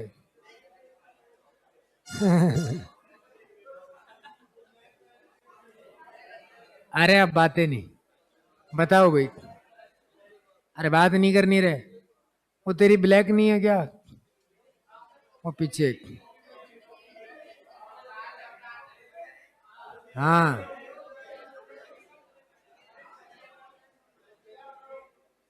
हेलमेट लगा रहा है उसके। ले भाई बता। बस बात नहीं, इसमें बात करोगे तुम्हारा नुकसान होगा। अरे सुन नहीं रहा क्या? कोई भी बोल रहा है उसको खड़ा कर दो, जिसके पास जो है। उससे पहले पूछ लेंगे ज्ञानी से। एक बार बोल दिया 4 बार चिल्लाना पड़ता है। पता नहीं क्या आदत है। राजस्थानी भाषा की उत्पत्ति किससे मानी जाती है? ये सवाल का उत्तर थोड़ी है। लास्ट वाली को माना जाता है। कौन सी है वो? एक बैठेगा तो ये बैठेगा, तू बैठ। वो पूरा का पूरा डायग्राम बता दे, सबसे पहले कौन सी भाषा थी? सबसे पहले कौन सी थी उस डायग्राम में? फिर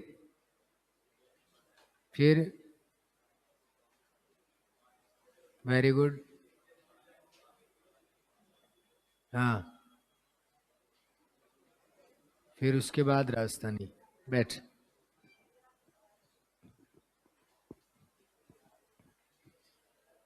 राजस्थानी भाषा के विकास के कितने चरण थे? 5 थे। मुर्गा बन जा। 2 चरण थे। सब भवानी जी से शिकायत करनी पड़ेगी तेरी। पढ़ना लिखना काम नहीं है तेरा। तो ये पूछ ले, वागड़ी कैसी होती है, ढूंढाड़ी कैसी होती है?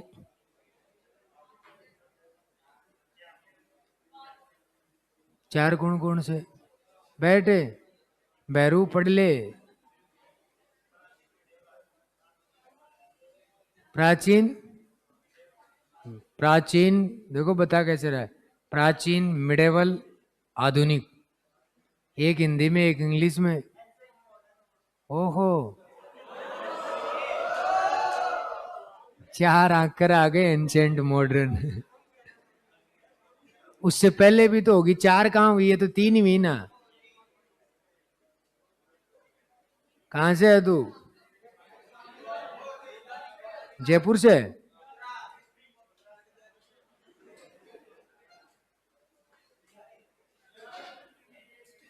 चारों में पहली कौन सी है? 3 पता है, क्योंकि राजस्थानी भाषा की उत्पत्ति किससे हुई है? फिर पहली वो ही तो है। बैठो। टाइम बता भाई, गुजरिया ब्रंश का कब तक, कब से कब तक का था? बहुत सरल से बताया था।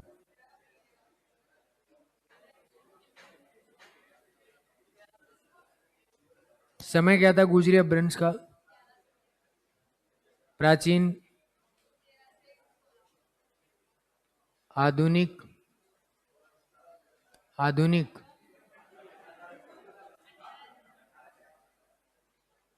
मध्यकालीन,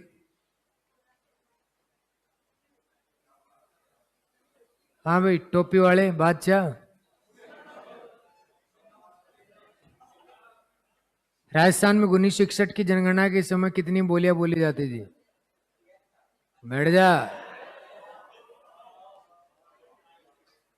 उसके बाद में राजस्थान के सर्वाधिक भूभाग में कौन सी बोली बोली जाती है? हार्ड होती तो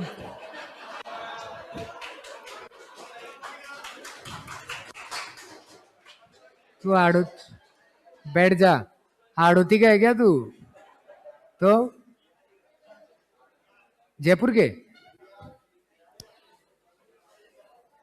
इधर और कोई भी खड़ा है? बस बातें नहीं। इधर आप बताओ भाई, कौन से ग्रंथ में 18 देशी भाषाओं का उल्लेख मिला?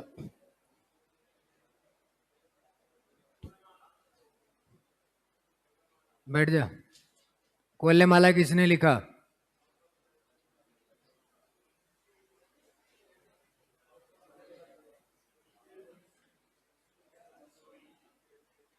विश्वनाथ सूरी, उदोतन सूरी। बैठ जाओ। शेरशाह सूरी, खड़ा हो। शेरशाह सूरी तूने बोला ना।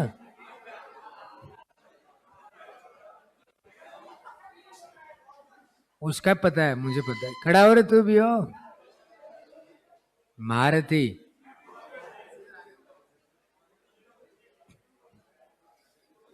शेरशाह सूरी तेरा मामा लगता है? तो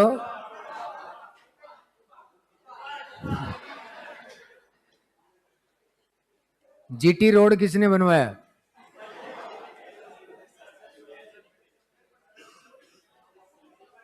देख लो, उसको पता है। बता, तू बता देगा। कुशल लाभ ने कौन सा ग्रंथ लिखा? हाँ लिखना, आप शेरशाह सूरी है। हाँ पिंगल शिरोमणि। पूरा नाम बोला कि पिंगल पिंगल कर रहा है। कहाँ का तू? जयपुर? जयपुर की जोधपुर? बैठ जा। तू क्या बताएगा? कॉपी बंद कर पहले। चश्मा कहाँ चली गई तेरी आज? है? भूल गया? फिर दिख कैसे रहा है? फिर क्यों लगाता है? अच्छा साफ दिखता है। कहाँ से है तू? जयपुर से ही है क्या? चलो तब बताओ। लिंग्विस्टिक सर्वे ऑफ इंडिया में जॉर्ज अब्राहम गियर्सन ने अपनी भाषा का नाम क्या दिया?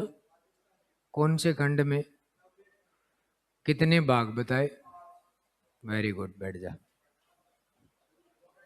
मोतीलाल मेनारिया ने कितने बाघ बताए?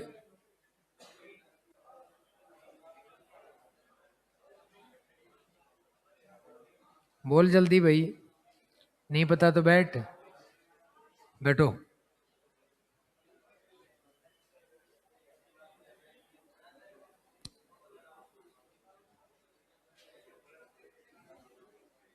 आईने अकबरी में, ये इधर देख, आईने अकबरी में क्या नाम बताया गया राजस्थानी भाषा का? बैठो, दोनों ही बैठ जाओ। उधर आप बताओ भाई। राजस्थानी भाषा के विकास के कितने चरण हैं? कौन कौन से?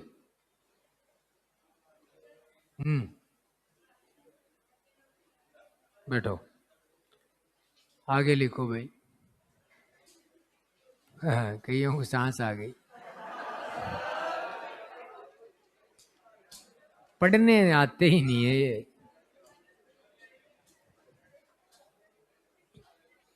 लिखना, राजस्थानी भाषा में दो साहित्य चलते हैं। राजस्थानी भाषा में दो साहित्य चलते हैं। दो प्रकार का साहित्य चलता है।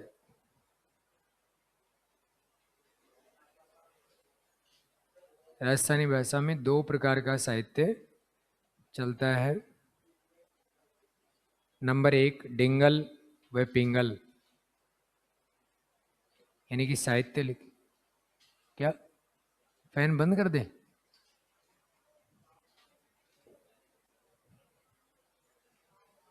कौन से होगा इससे?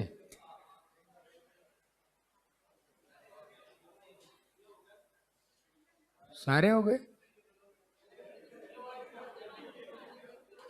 वो तो चल ही नहीं रहा रामखोर। लूमेगा तो थोड़े दिन बाद उसके फांसी लगा के मरेगा। तेरे लिए ही रखा है वो। हैं? एक कौन सा होता है? डिंगल। और दूसरा, पहले सुन लेना बाद में लिख लेना। आजकल यहां से सवाल आने लग गया, पहले तो नहीं आता था, पर अब पूछ लेता है। फिर साहित्य में आपको पढ़ने की जरूरत नहीं पड़ेगी, ये सरल है, सीधी सिंपल बात है। तो देखो, बातें नहीं रहे हो, मैं मारूंगा मुंह पे, नहीं बता दिया। ज्यादा भी ओवर कंट्रोल मत हो। तो यहां से अगली बात आती है कि ये है आपका पूर्वी राजस्थान। और पूर्वी राजस्थान में जो भी साहित्य अपना लिखा गया है, वो सारा का सारा लिखा गया पिंगल शैली में। कौन सी शैली में? पिंगल। लिखने की शैली है ये। अच्छा, पिंगल शैली में लिखा गया।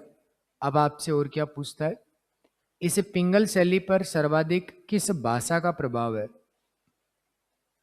तो इधर ये यूपी है, यूपी में बोली जाती है कौन सी? ब्रज। तो इस पे कौन सी भाषा का प्रभाव है? ब्रज भाषा का। फिर आपसे पूछा जाता है कि ये किसके द्वारा लिखा गया? तो इधर ब्राह्मण और भाट अधिक रहता है। साहित्य दो ही लोगों के द्वारा लिखा गया, चारण और भाट। तो चारणों ने तो लिखा पश्चिमी राजस्थान का, तो इधर वालों में क्या लिख दिया? भाट और ब्राह्मणों ने। समझ में आ गई बात? तो यहां से लिखा गया ये भाट के द्वारा। भाट अगर ऑप्शन में नहीं आएगा तो ब्राह्मण, क्योंकि एरिया इनका ही है ये। भाट और ब्राह्मणों द्वारा लिखा गया। अच्छा, ये इसमें कौन से रस की प्रधानता होती है? तो यहाँ पे बात आती है श्रृंगार रस की। अच्छा, श्रृंगार रस की प्रधानता होती है, यानी कि इसमें जो भी दोहे लिखे जाते हैं या जो भी साहित्य लिखा गया है, उसमें सौंदर्य की व्याख्या अधिक मिलेगी, प्रेम की कहानियां अधिक मिलेंगी, प्रेम की व्याख्या। क्योंकि ये एरिया कृष्ण का है, और कृष्ण जी तो अपने आप में एक मिसाल है प्रेम के नाम पे। अच्छा, श्रृंगार रस का दूसरा नाम प्रेम रस भी होता है, क्योंकि आप किसी से प्रेम करते हो तो ही उसके श्रृंगार की व्याख्या कर सकते हो। मान लो कोई भी महिला जा रही है, बहुत अच्छे कपड़े पहन रखे हैं, बड़ा अच्छा श्रृंगार कर रखा है उसने अपने शरीर पे, है ना, कुछ अलग दिख रही है सबसे। तो क्या आप उसको डायरेक्ट जाके थोड़ी कह सकते हो कि आप बहुत खूबसूरत लग रहे हो सकता है कि किसी को शौक होता है किसी से प्रशंसा करवाने का, तो उसको तो हो जाए कि अच्छा लगे। पर गांव की लड़कियों के ऐसे में बोल दो, दो झापट मार के चले जाए, है ना। हाँ, वो चप्पल इसको दिखाई भी है, ऐसे काम ही क्यों करे कि चप्पल दिखानी पड़े? इन सब चीजों से दूर ही रहना, तो चप्पल दिखाए ही नहीं कोई। एक उम्र तक चीजें, ये सब चीजें काम करती हैं कि आपको लगता है कि वो खूबसूरत है, या आपको लगता है ये नहीं। तो आप थोड़ा सा भी अगर शास्त्र को पढ़ लो ना, तो दुनिया में या तो पैदा होने वाला हर व्यक्ति खूबसूरत है, और या फिर आप ये मानो कि सभी बदसूरत है। और अच्छा है ही क्या शरीर का, मनुष्य के का? जिस दिन आपने इतनी सोच विकसित कर ली कि इस मनुष्य के शरीर का अच्छा है ही क्या, अपन बाहर से ये जो आपके सामने हुलिया दिख रहा है ना, ये ठीक है बस।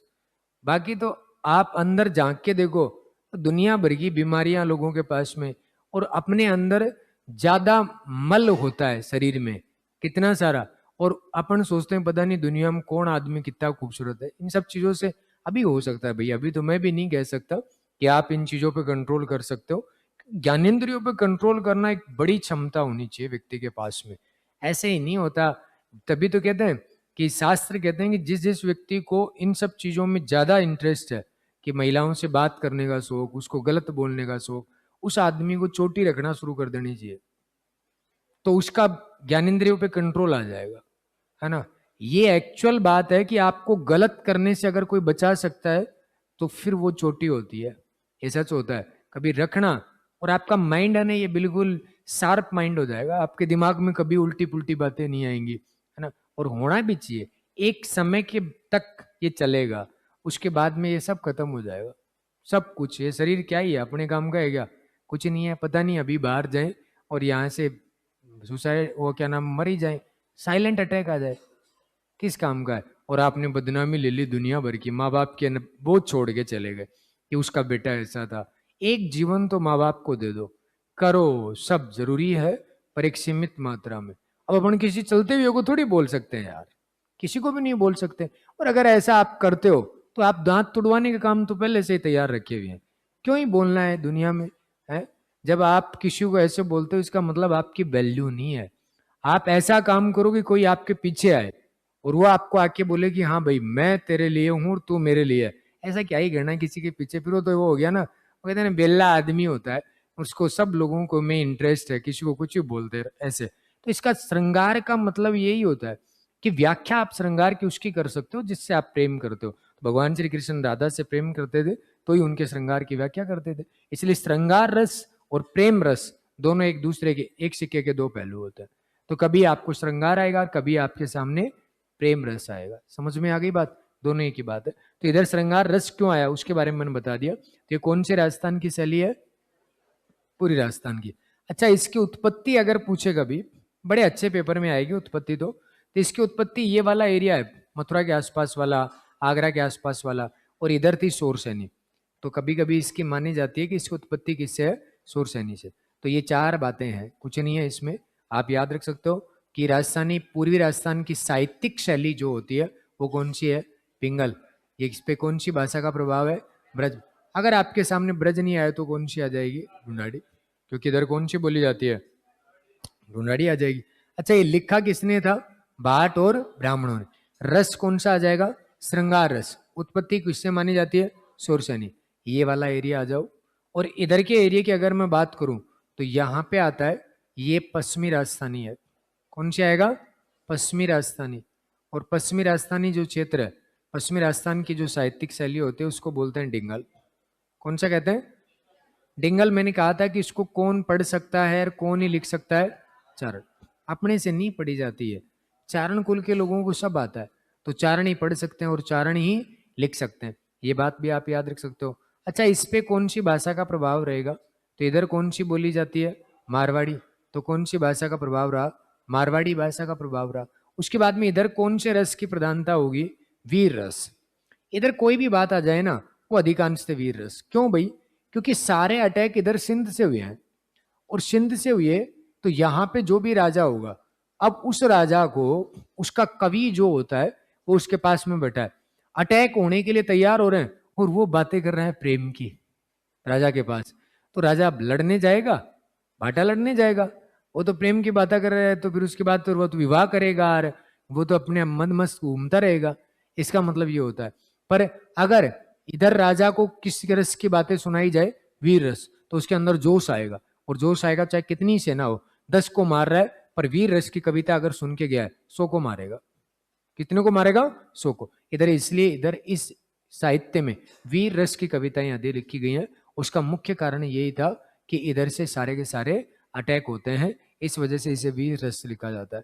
उसके बाद में इसकी उत्पत्ति की अगर बात की जाए कि इसकी उत्पत्ति किससे मानी जाती है, तो मैंने कहा था कि इधर का एरिया जो है वो गुजरी अपभ्रंश। कौन सा आएगा? तो ये गुजरी अपभ्रंश मान सकते हो, क्योंकि इधर से गुजर प्रतिहार वंश के लोग जो थे वो इधर गए थे। अच्छा, इस साहित्य में किस किस की प्रधानता होती है, तो यहाँ पे देखो किस किस की होती है, ये कैसे पढ़ा जाता है। जैसे छंद लिखे जाते हैं, राग लिखी जाती है, सोठे लिखे जाते हैं, है ना, ये सब इसमें होता है। मांड होता है, आपने सुना ही होगा, पश्चिमी राजस्थान की शैली है ये, छंद राग सोरठे। सोरठे, सोरठे का मतलब होता है सोरठ, और सोरठ होती है लिखने की। इसकी आंखें फोड़ दे रहे चश्मे वाले, कहाँ लेके जाएगा इसको, लिख के ला आगे आजा, बोर्ड के चिपक जा। ये देखो, ये तैयारी बेटे को किसने बोला अभी है वो, ये कौन सा है, उठाओ उसको, कौन बोल रहा था भाई? ये धर्मशाला थोड़ी है। कितनी बार समझा दिया कि मैं उन शिक्षकों का जैसा नहीं हूं जैसा तुमने पहले सोचा था, और ये बात आप आज नहीं आगे भी याद रखोगे। जिस दिन बैच खत्म हो जाएगा उस दिन पता चलेगा। मैं बहुत सारी बातें तो जो सामाजिक तौर की हूँ बताता नहीं, इस वजह से क्योंकि तुम्हें इंटरेस्ट नहीं है।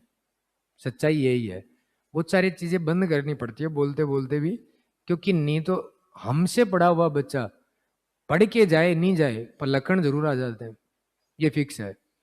इतना सीख के जाता है कि जीवन में कभी किसी के साथ गलत नहीं करता।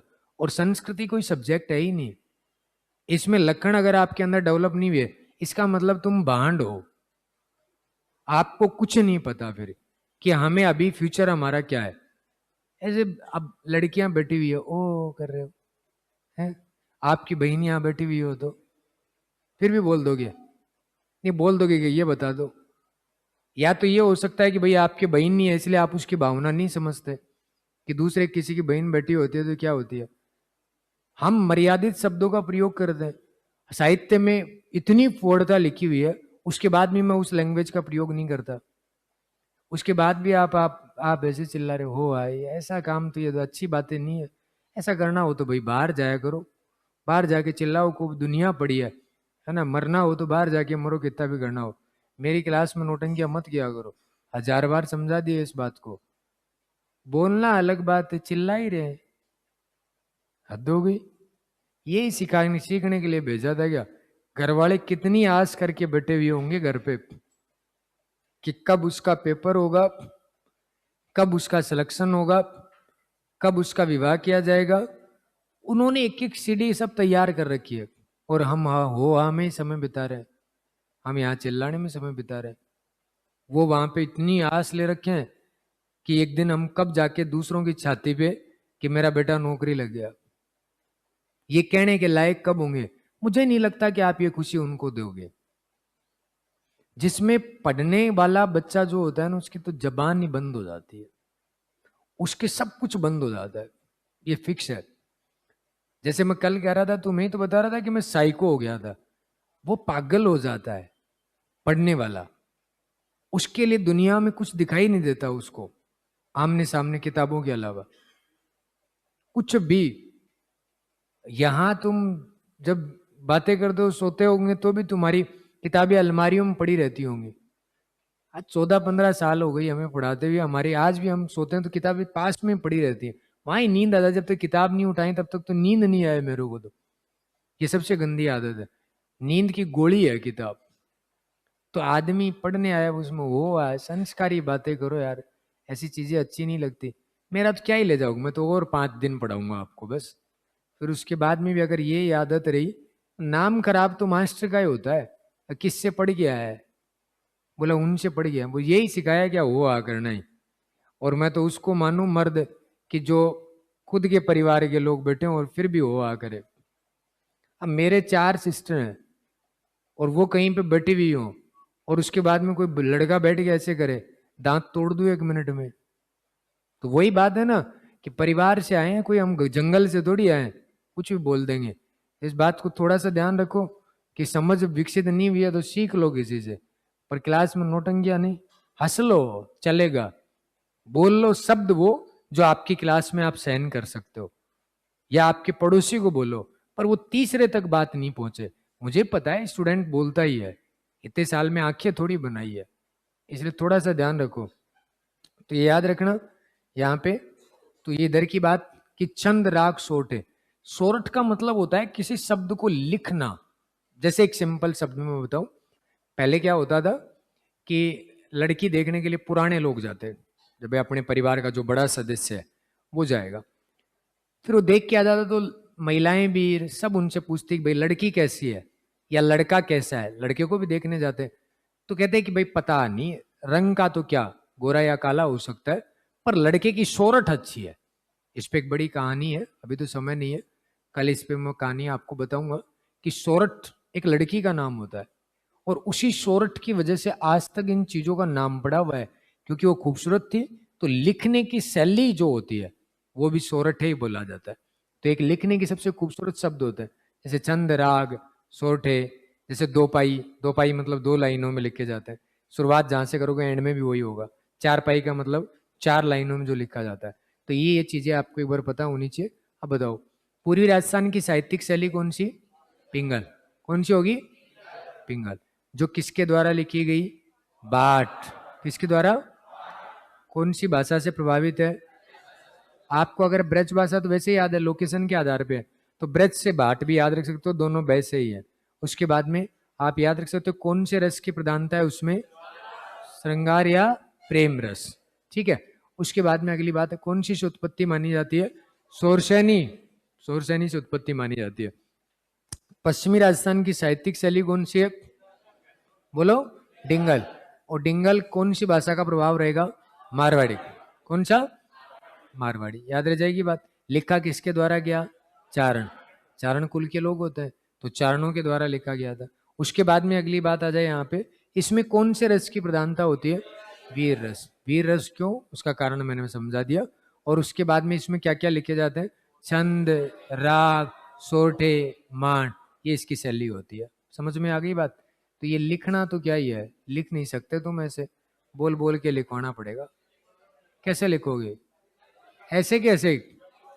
नहीं नहीं, इसकी फोटो खींच लो आप एक बार फोन में, मैं चला जाता हूँ फिर खींच लेना।